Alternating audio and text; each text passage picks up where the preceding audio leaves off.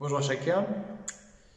Alors, dans l'évangile d'aujourd'hui, nous avons le Notre Père, et avant de le donner, Jésus dit une chose, ne rabâchez pas comme les païens, c'est-à-dire ne forcez pas, il s'agit de faire confiance à Dieu d'abord. Dieu est un Père aimant, attentif, bienveillant, toujours prêt à être là, à écouter et avec bienveillance.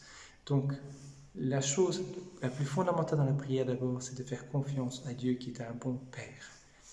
Ensuite, dans le Notre Père, outre le fait qu'on ne dit pas seulement mon Père, mais notre Père, c'est-à-dire que nous sommes frères ensemble, que nous tournons ensemble vers lui, Jésus nous propose de faire deux demandes. La première, tout simplement, ce sont des demandes qui sont tournées vers lui.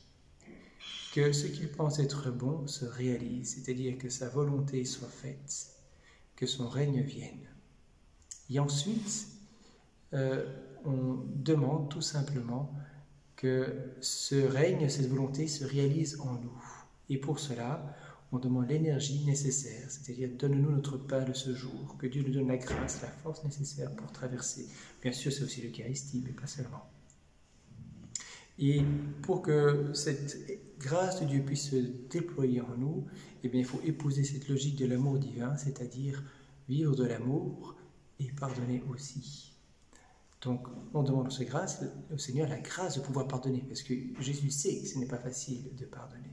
Et donc, il faut prier pour pouvoir pardonner. Et enfin, on demande au Dieu de nous libérer du mal de deux manières, du mal à venir, ne le fait pas entrer en tentation, et du mal présent. Libère-nous, délivre-nous du mal. Voilà. Alors, entrons dans cette prière de plus en plus avec un cœur confiant envers un Père aimant.